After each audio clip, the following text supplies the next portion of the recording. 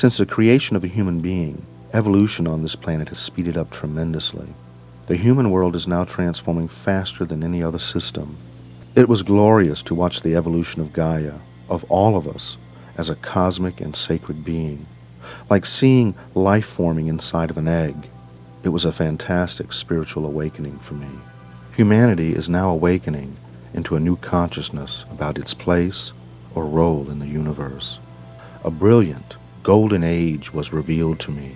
We have never in this world seen the likes of it. I saw that there is a wisdom and an intricate sense of timing to everything that we do. When we split the atom, we split open our cosmic egg. We split ourselves from the past and expanded our consciousness into new paradigms. In the near future, survival games will come to an end. From the Stone Age to the present, human beings have been making war, and for some very good reasons. One of the most important is a very natural thing called hybrid vigor. Hybrid vigor is a scientific term which describes a combining of multiple aspects in order to improve and/or increase the integrity of the whole. I saw that we are coming to the end of wars because they no longer serve their purpose. The ease of global travel, decreased racial and religious restrictions, global television, and advanced communications are doing more now for cultural and race-mixing hybrid vigor than wars ever did. Please forgive me for upsetting anyone, but as I saw it on the other side, any race of people which considers itself a pure race and will not mix with other cultures will eventually attract enemies to dissolve and recycle it. Pure genetics is unnatural when we are technically the same being.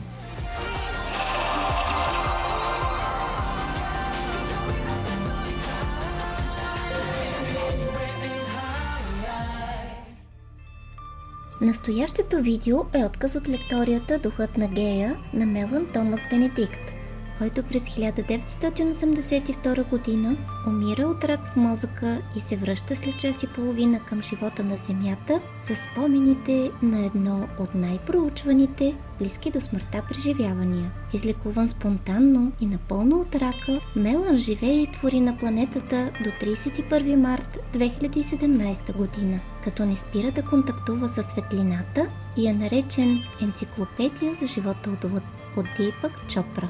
Повече за Мелан като творец и изобретател потърсете в описанието под видеото.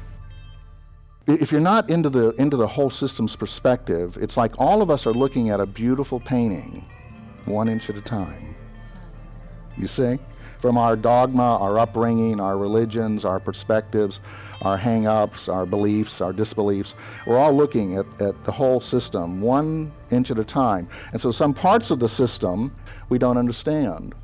And we think we're seeing the whole world, and we're not. What we're seeing is parts of a world, parts of an incredible painting that when you see the whole thing makes sense. So keep that in mind when you think you know everything. So the Gaia perspective is about opening up, and that's the main paradigm shift. Once we start seeing the whole system, then we start realizing that there's only one of us here. Maybe we should do unto others as we would have them do unto us. Maybe there is only one of us here. And it's an incredible multidimensional life form that we're just beginning to understand. Creation is an act of definition.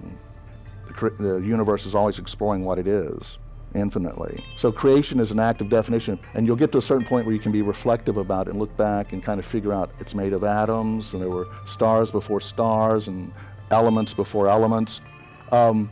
Then it all begins with the light. It always did. We come from the light. We live in the light. Everything we do is about the light. The food you eat is about light. We literally are the flesh of stardust. Imagine coming into consciousness what it took. Imagine a rock becoming conscious. That's us. Did you know that every atom, every particle, and every body on every world, all of it put together is only 4% of the universe? So we are made of the rarest stuff in the universe. And the rest of it, we're trying to figure out what it is. In the early days, they used to say most of the universe is missing. Well, the yogis have been talking about voids and things for a long time, although they didn't have scientific explanations for it. The Earth actually began as a molten ball, and no life could live there. you know?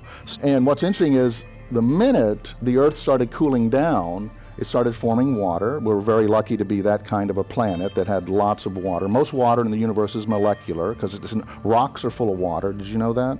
It's interesting. Comets are full of water, lots of water. So where did all this life come from? Well, here's what the light has told me in the big picture.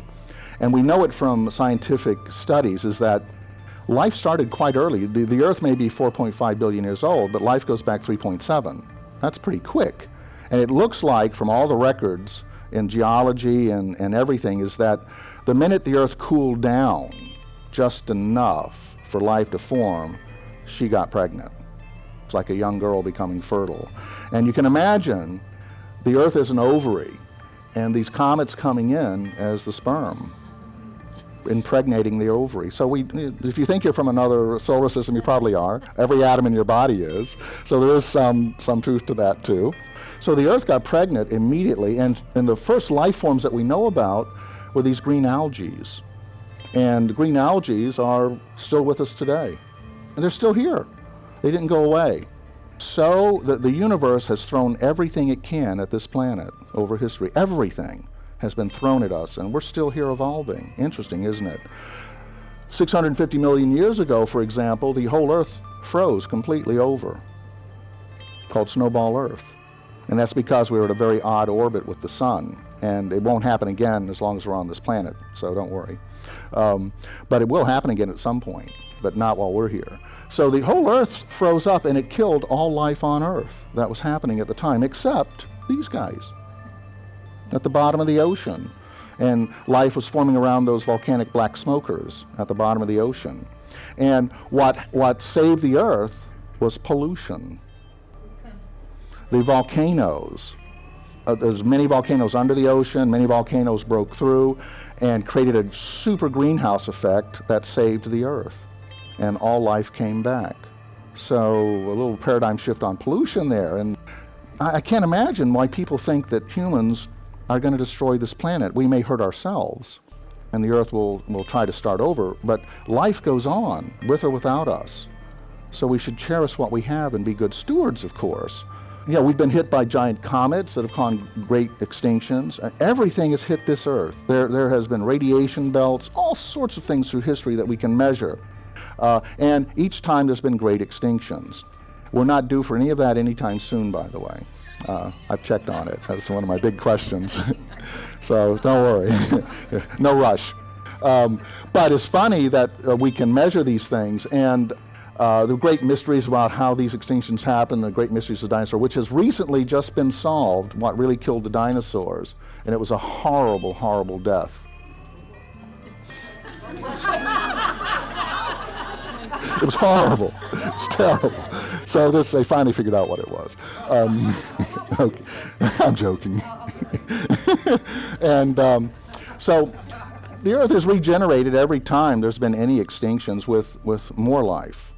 But all of those were experiments in consciousness, the planet trying to become conscious.